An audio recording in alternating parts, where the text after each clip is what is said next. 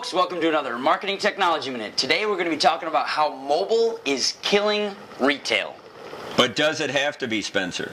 That's the question. I guess it doesn't have to be, but let's take a look at some of the big box stores, such as Best Buy. In our own backyard, that's a good point. Yep. Now, the tale of woe for Best Buy is, of course, a Wall Street darling 10 years ago. They were one of the biggest tech services and product suppliers, big retailer. And they made a slow switch online. They didn't see the online wave coming. Right. And as such, the great retailer Best Buy is kind of had their lunch eaten by e-tailers, led by Amazon.com, for example. Right. And now they're struggling to stay alive. And what's really kind of led to this for a lot of these retailers is a concept called showrooming. Yep. And tell us a little bit more about that, Spencer. Well, showrooming is when people are just coming into the store, checking out products, checking out prices. With their smartphone. And then whether maybe in store, purchasing it right there because they're checking out prices and stuff. Sure.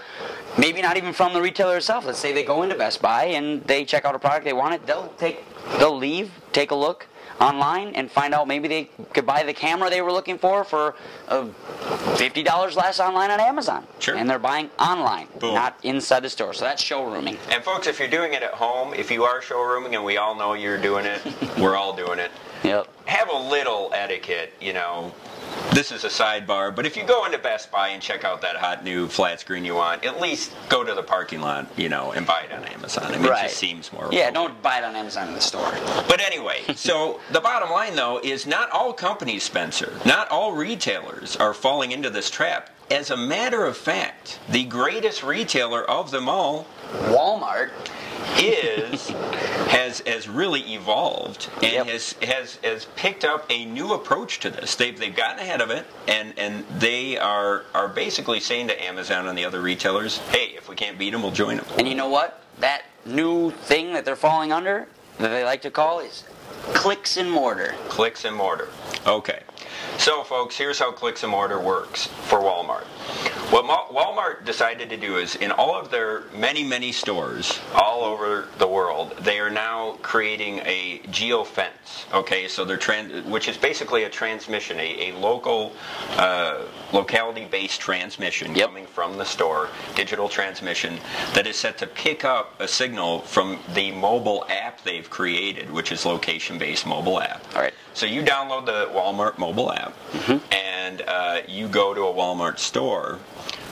The store knows when you're walking into the store, and you can toggle it immediately. I believe toggles you to online mode or or store mode rather. Store mode from online. From online mode, right? So what it allows you to do is then you can have an interactive experience with the Walmart store. So you're cruising around Walmart, and you can do things like take pictures of barcodes. They'll tell you how much they are. You can create virtual shopping lists. You can tap into their weekly interactive newsletter that tells you what's hot in the store.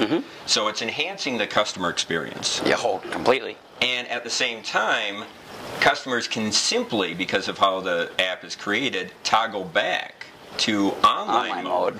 Right. So if they want to do a little bit of showrooming, they can showroom on Walmart's app, which actually sometimes has different pricing, interestingly enough. Right. Even though it's the same store. And then that kind of washes the whole idea and sort of brainwashes the consumers so that they kind of even just forget about Amazon and all the other e-tailers, Exactly, because you're so busy showrooming on Walmart's online site, you forget to even check Amazon or somebody else. And that's exactly what CEO Joel Anderson said. CEO Joel Anderson of Walmart said in an interview to Wired Mag, you've got to go where the consumer wants you to go. We live in the age of the customer. Which I love. I love that quote because that is straight out of the SoLoMo / Integrated Digital Marketing Bible. There you go. So, and this is, for more stats, right, to bolster this argument. It's not just Walmart. Hit me with it. So Ipsos Media CT and the Interactive Advertising Bureau, they recently polled customers about their electronic shopping habits. And they found two interesting things. In all, 65% of shoppers who use their mobile device in-store said it made them more likely to buy a product. Well, that sounds great. Sure it does. But it doesn't necessarily say buy a product from that store. Right.